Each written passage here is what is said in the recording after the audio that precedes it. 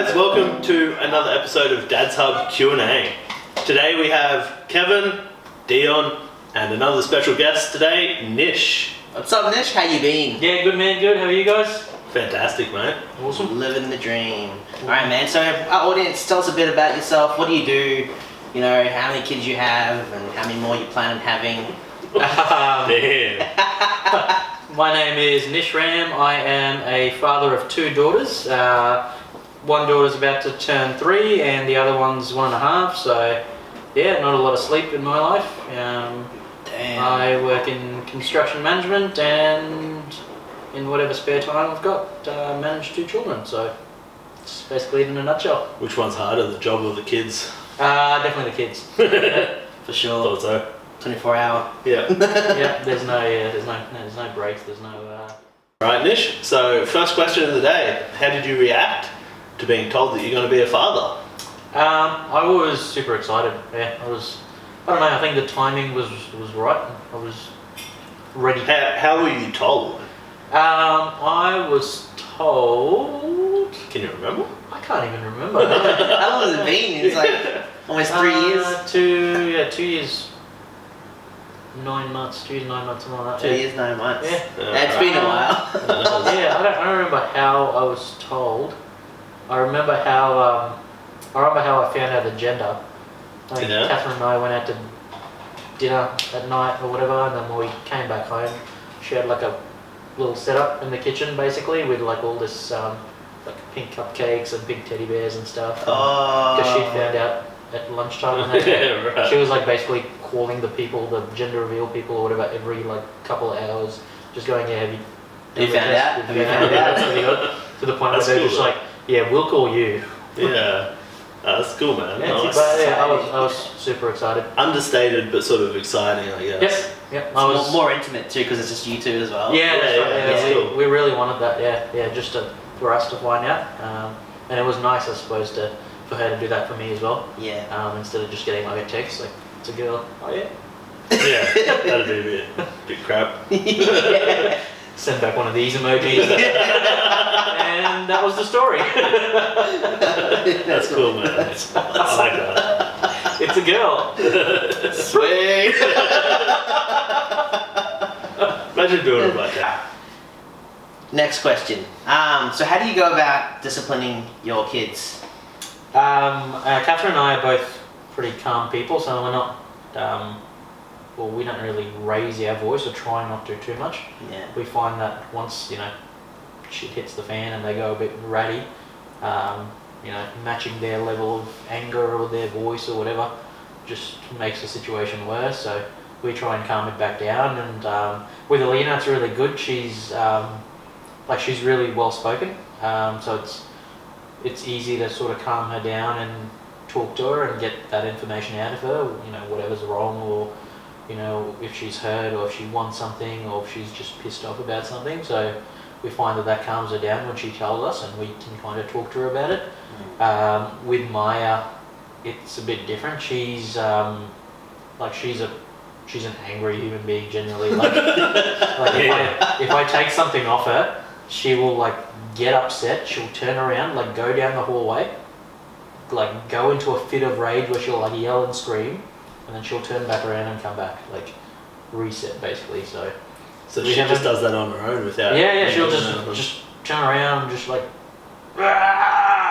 just come back and be like, okay, I'm good. That's awesome. Yeah. Self-discipline. Yeah. So we haven't great. figured out. Well, I haven't figured out how to work with her. It's just she just snaps, and then if she's on me, she'll flick backwards.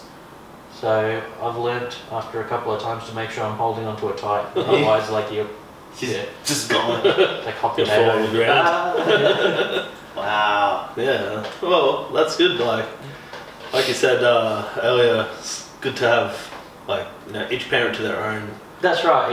Yeah. Each person does the discipline their own way. Yep. Whatever works for their children and for the parent. Yeah, that's right. I think that's There's not good. really a right or a wrong way. Yeah. Yeah, and every kid's different too. So what works for us might not work for another kid. No, that's it. 100%. You got someone who's with a completely different personality. You might find that being calm with them gets you nowhere, and they'll probably put a hole in your wall and you'd be like, oh yeah, I didn't do anything. Yeah. Try something else. Yeah, Yep. exactly. I'm gonna get angry. What kind of parent do you aspire to be in the future?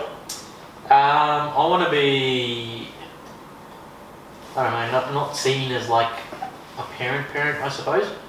I want to be, you know, like a mate as well, sort of thing. So I can feel like, you know, my daughters can come to me or my wife and talk to us about things rather than, okay, man, that's mum, that's dad, that's the line in the sand, and then these are our friends or whatever, the people that I can talk to about stuff. So you want to be approachable, kind of? Yeah.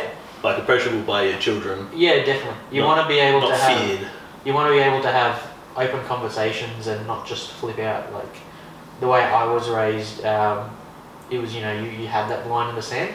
So I suppose it's a lessons learnt from that. Like, I saw that and I went, okay, well, I can't really go and talk to my dad about something. He'd turn around and go, fuck you say? Yeah. Yeah.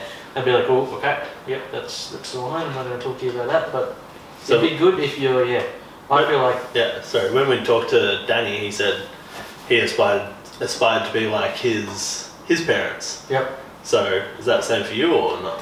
Yeah, within reason. It's my parents are good parents. Yeah, of course. But you know, there's a couple of things I would do differently, and again, it's not something that I've done right or wrong or whatever. It's just how I want to be as a parent. You know. How you take like, it, yeah. see it as. Yeah, that's right. Like how I want to be as a parent is different to you and you. There's no rule book as such. But yeah, I just want to be approachable.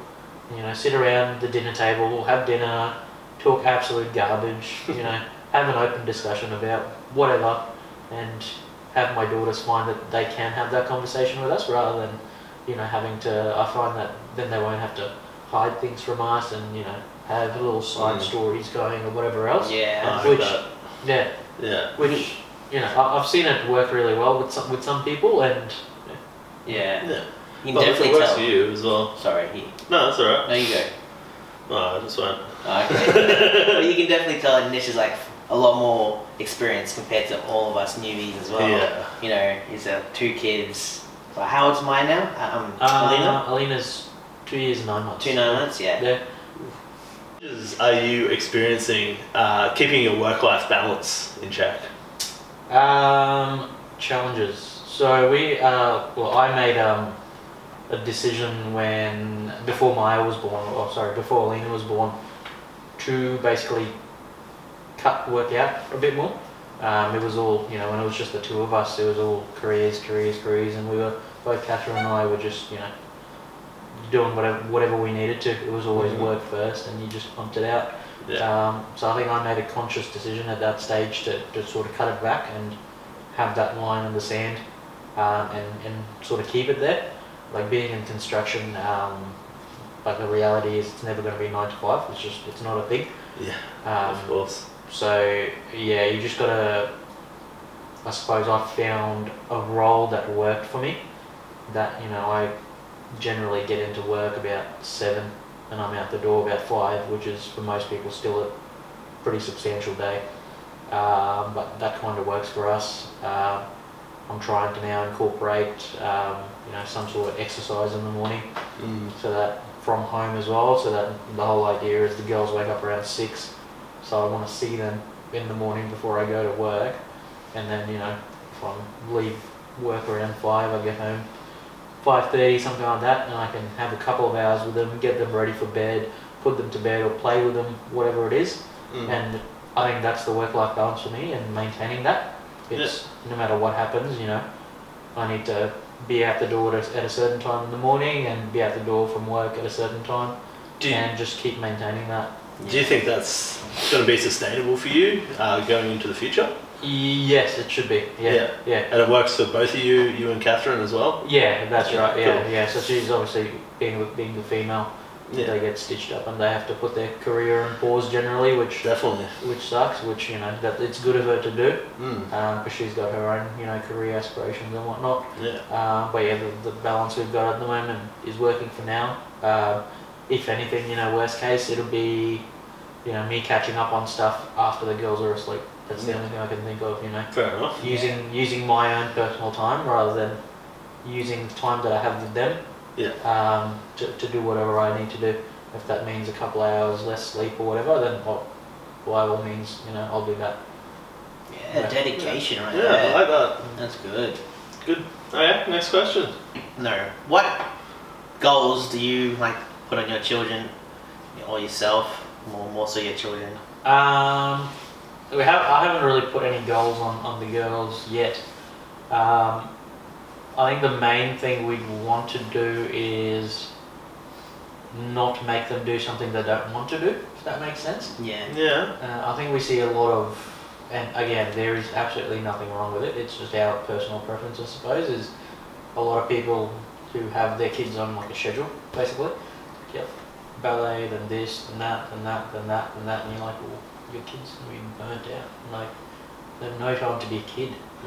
So the main thing for us is just let them be a kid. If you'll know as parents if your kids, particularly Alina's pretty athletic already, so we're okay, she's super high energy, she loves jumping around, throwing stuff around, whatever, so some sort of martial arts or some sort of athletics, something like that would be awesome for her. So that's so we'd probably do that next year. Yeah. See if we can try some sort of martial arts or taekwondo and do it for a couple of months and see if she likes it. Kicking the shit out of something, I don't know. Maybe that's some sort of defense. Yeah. Just get her trying a few different things, Yeah, see what sort yeah. of clicks with her, I guess. And then with Maya, it'd be we do this with Alina as well, but with Maya we'll do a bit of swimming with her, just for 3 or 6 months, just so more than anything that they're comfortable and familiar with water, and they're not flipping out. Yeah. Swimming's basically part of life in Australia through schooling, so Very much true. yeah, so it'd be good if very important. they're decent swimmers when they go to school or whatever. So just so they're comfortable. Yeah. But yeah, other than that, we're just gonna go with the flow. There's no Just let them set be kids, goal. right? Yeah, there's no set goal that by this age they need to have a black belt, or by this age they need to do this, and then, they need to be a doctor or a lawyer or something, which is super Indian. It's you're gonna be a doctor and you're gonna be a lawyer, but Dad, shut up. So